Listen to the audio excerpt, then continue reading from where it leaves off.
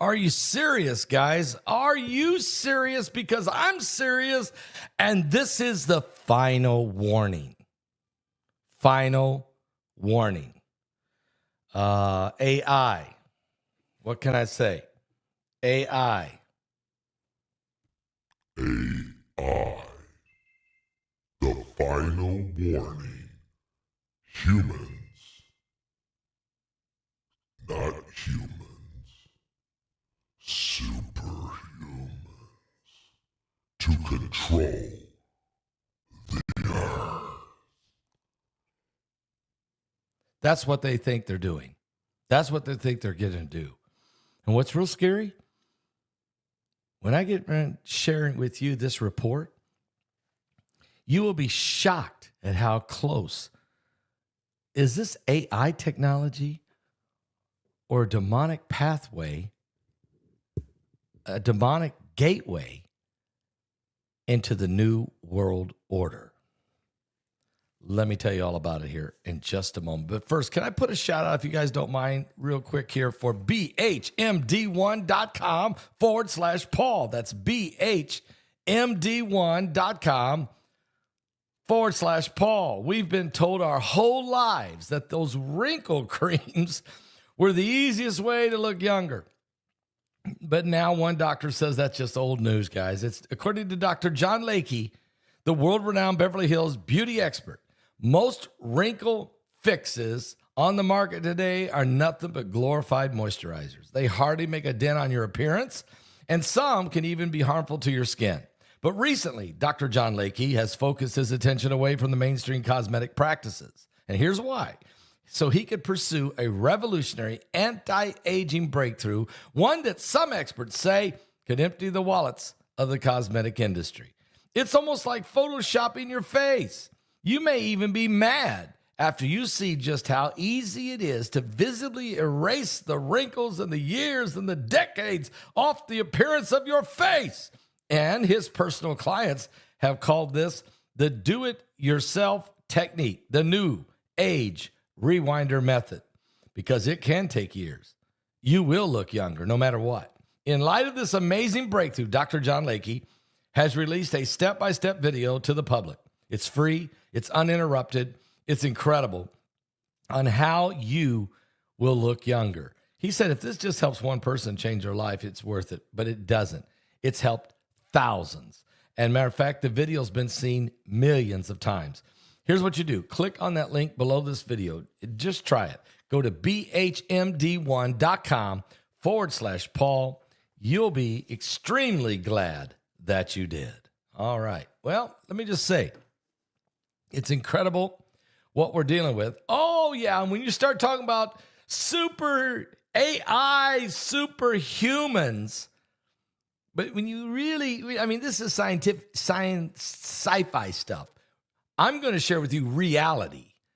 Technology is way further advanced than the movies, way past the Terminator, way past some of the other sci-fi films you have seen. Guys, they are on the brink of creating a new species. And, this is why, Noah Harari is so big on his Sapiens. Well, now, Henry Kissinger, remember him? He died last year. He died at the age of 100. But before he died, he was working on a book that has just come out, and in which it is Kissinger's final warning. Prepare now for superhuman people to control the earth. Here we go.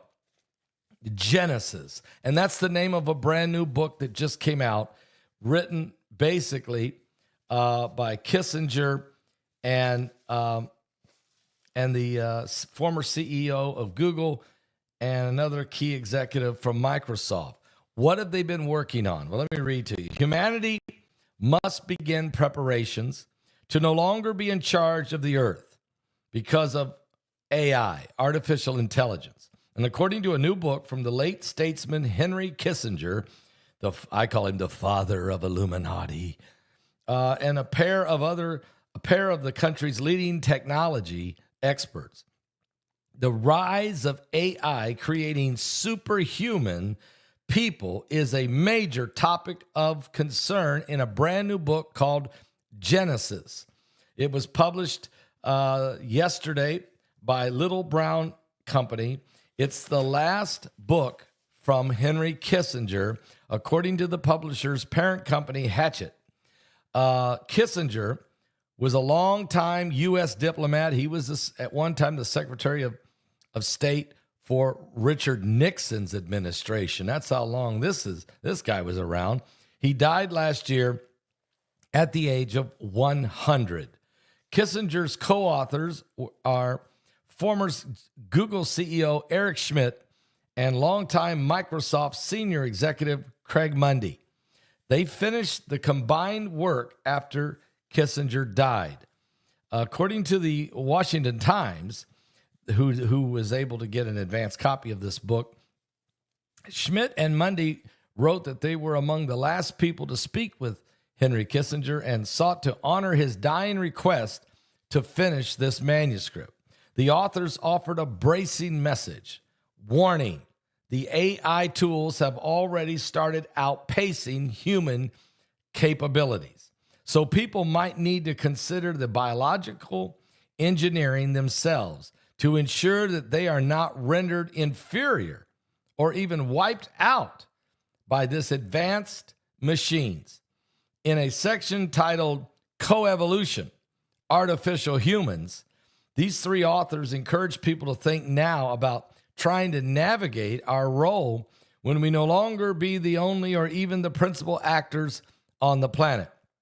The biological engineering efforts are designed for tighter human fusion with machines that are already underway, or transhumanism. And guys, we've been talking about this now for a good 20 years, but now it is becoming more and more and more of a reality.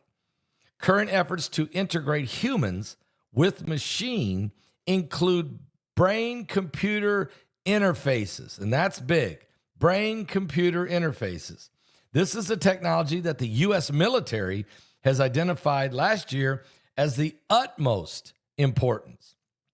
Such computer-brain interfaces would allow for a direct link between the human brain electrical signals and the machine device that processes them to accomplish a given task. Let's say, to control a battleship. So, in other words, to give the human being in the human mind the capability to think at an enormous, download enormous amounts of information into the human brain, where people could then speak 20 languages, could learn how to speak 20 different languages in a week. They could fly an aircraft carrier, direct a battleship, or fly commercial aircraft, learn that within a day.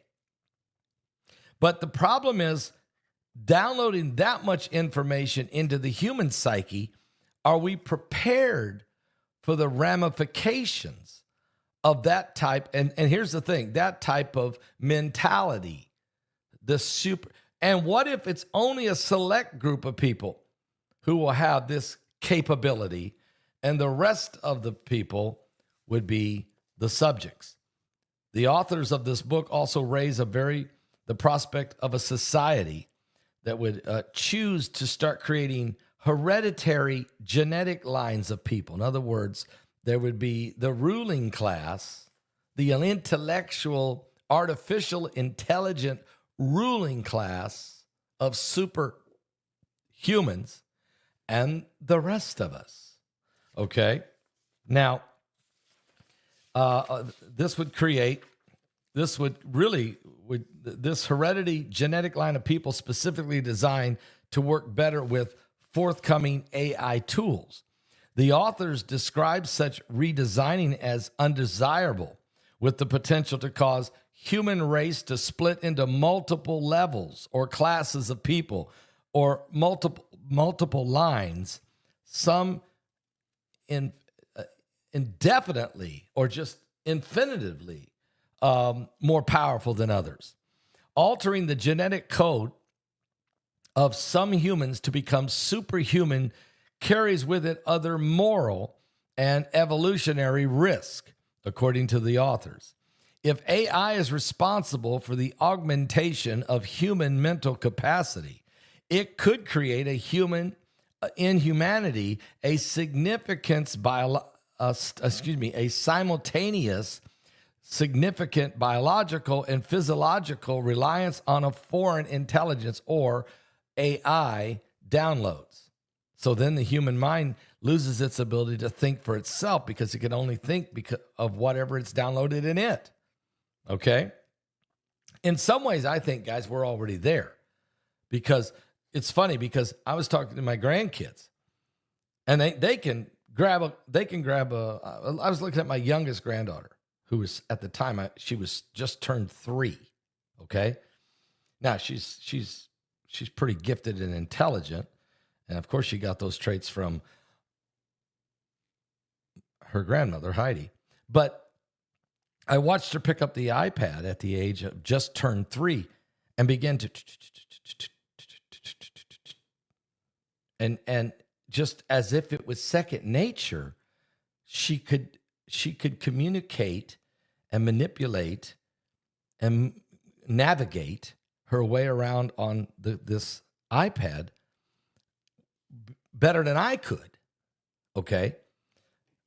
So already, children are already being integrated into a technological world, way advanced beyond all of us.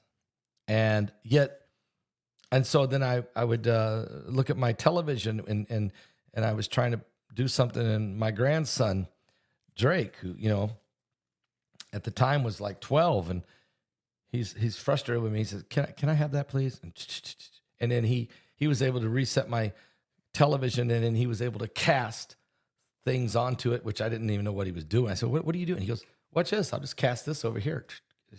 And they were just doing things that, I can't even work the remote.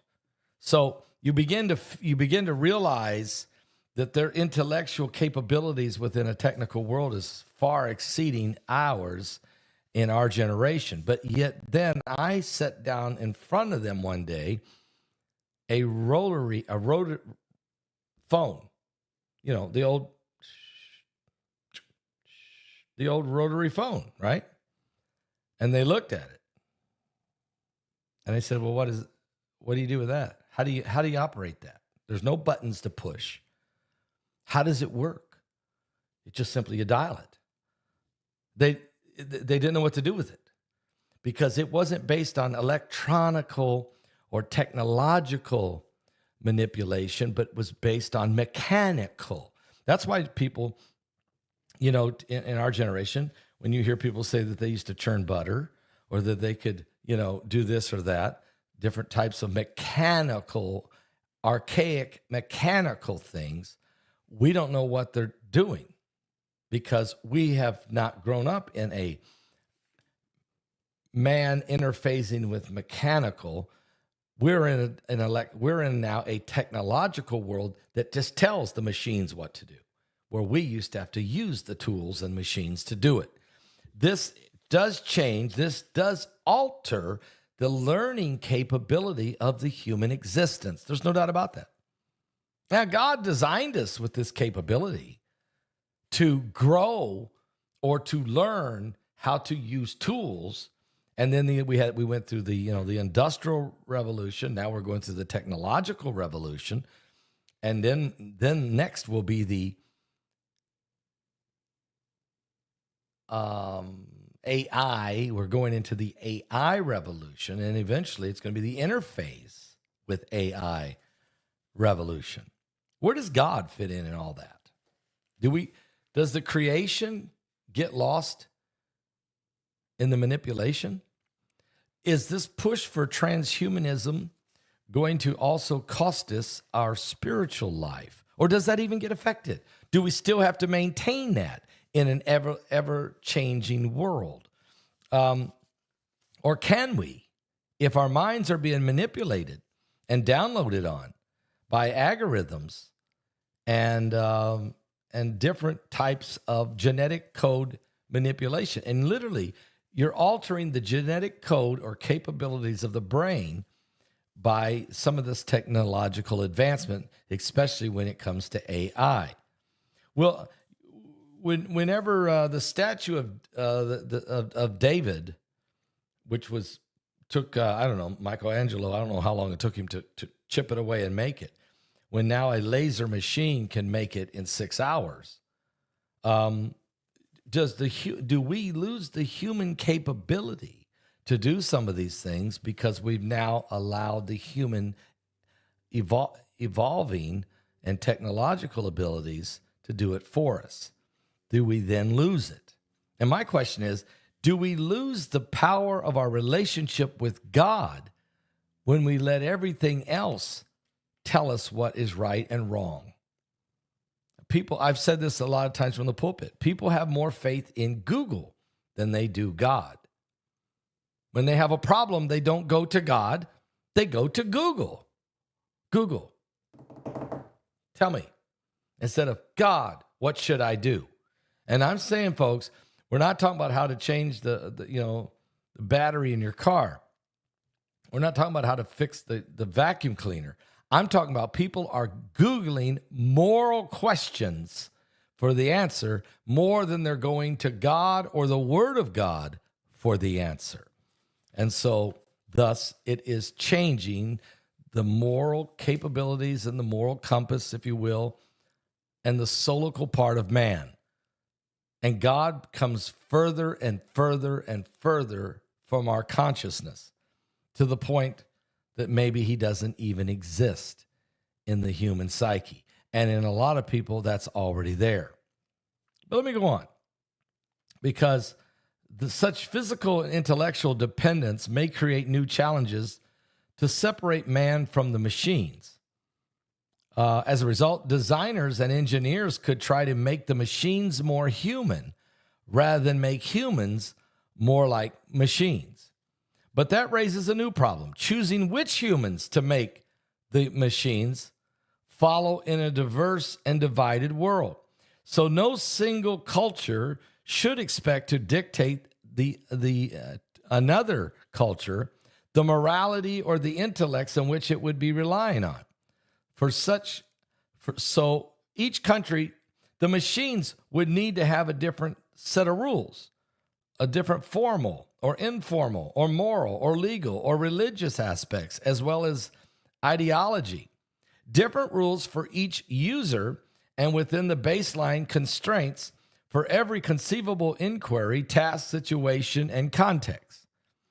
Do you really think they're going to make multiple ideologies and multiple religious understanding and moral behavior? They're going to make a bunch of them and let you pick which one you want to follow? No. The Illuminati will try and is trying to dictate its own atheistic immorality upon humanity and make us all accept it. And if you don't, we don't need you. And in my opinion, you run the risk of sociopaths running the world and ruling the people. And I believe, and allowing opening up the gate to demonic activity and a beast kingdom, a new world order with a one world leader who can answer insuperable problems. Because he's downloaded with AI technology that according to the U.S. military, is the number one priority that that DARPA is working on. So the authors of this book, Genesis, say society can expect technological difficulties, but those difficulties will pale in comparison with the designing of the machines to follow a moral code. As the authors are saying, they do not believe good and evil are even self-evident concepts. These are sociopaths. You have to ask yourself a question. When you create a AI entity, does it have a conscience? No. Does it have a moral purpose? No. Does it believe in God or the devil, heaven or hell? No. It's basically a highly effective sociopath. And I'm saying it has no soul. Let's read on. Henry Kissinger, along with Google's former CEO Schmidt and Microsoft executive Mundy, they have urged greater attention to aligning the machines with human values. That's never going to happen. The trio said they would prefer that no artificial general intelligence surpasses the human intellect and allowed to emerge unless it is properly aligned with the human species. It depends on whose human species ideology you're talking about. Okay? What do you think? I can already tell you when you check the AI algorithms which way they're leaning, and it ain't to the right. The author said that they're rooting for humanity's survival and they hope people will figure it out, but that the task will not be easy. We wish success on our species, the human race. This is a gigantic project, but just as we cannot count on tactical human control in a long-term project of co-evolution, we also cannot rely solely on the supposing that machines will tame themselves. Training an AI to understand us and then sitting back and hoping that it respects us is a strategy that seems neither safe nor likely to succeed. Okay? So, Henry Kissinger's final warning: prepare now for the superhuman people to control the world. He's always been about. He's the father of Illuminati. He's always been about the Illuminati, or the chosen ones to rule the world. He's always believed in a new world order.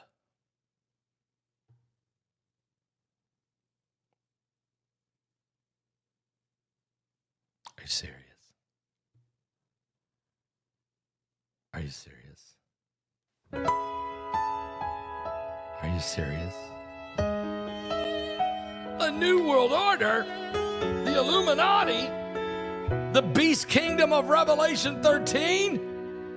Paul, are you saying that prophecy is being fulfilled before our very eyes? I see geese flying high above the water, a child fishing with his father in the rain. I can smell blackberry brandy and chocolate-covered candy. I see a soldier crying on a train, falling asleep, reading Hemingway.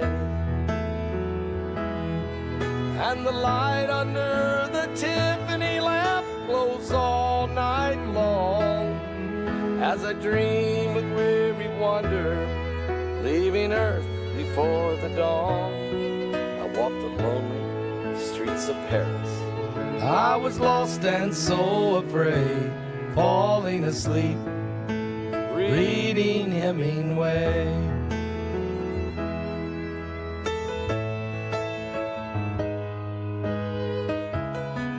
Get your tickets, folks, for the Spiritual Warfare Webinar, December 6th. I feel the deepness of his weakness.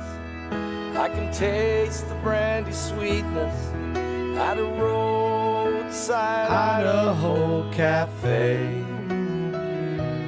I can hear old Teddy laughing, Fitzgerald's toes a-tapping to the roaring sounds of yesterday, falling asleep, reading Hemingway.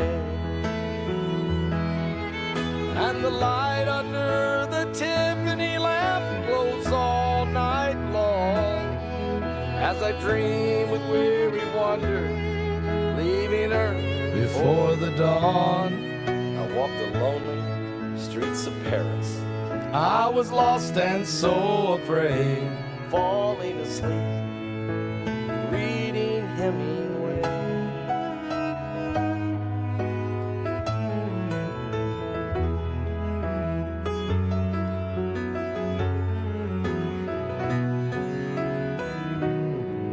And the light under the Tiffany lamp glows all night long, as I dream with weary wonder, leaving Earth before the dawn.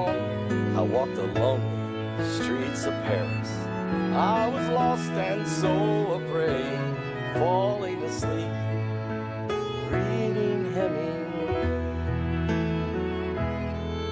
And a shotgun blast echoed across the page, falling asleep, reading Hemingway.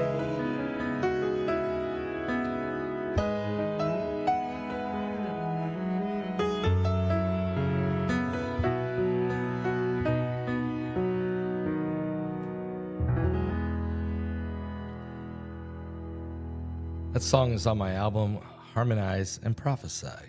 I would love to tell every one of you that Jesus said, I am the way, not AI. And oh, by the way, Jesus said, I am the way, the truth, and the life. No man comes to the Father but by me. The book Genesis, interesting that Kissinger would write a book that way with these other guys, Genesis. Because in the book of Genesis, that is the creation. It's when God created all things. But also in the book of Genesis, we have the fall of man, the original sin, the first murder, and then the wickedness that man started to evolve when evil entered into the human consciousness and the soul. And then the same book of Genesis, we get Satan's fallen regime, his fallen angels, beginning to try to create superhumans on earth by affecting the DNA of the human race, by interbreeding fallen angels with humans, creating men of great renown, mighty men, giants on the earth. This was the first attempt by Satan to manipulate God's creation and to create his own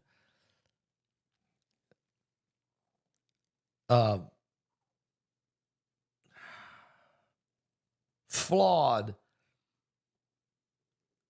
disastrous catastrophe of his own species. God was so angry with this. God said, I'm wiping mankind off the face. And it wasn't just man. They did it to the animals. Even the birds and the animals were affected. The mammals. God said, all of the flesh on the earth is corrupted. So he wipes it out with the flood, starts over with Noah and his family, and Satan comes right back and does it again. Because by the time King David's on the throne, before he's fighting the Philistines, and they have giants of them. Joshua was fighting them before even David, when he entered into the Canaan land. When the children of Israel went into the promised land, they ran into the Hittite, the Jebusites, the Moabites, the Amorites, the Amaleks,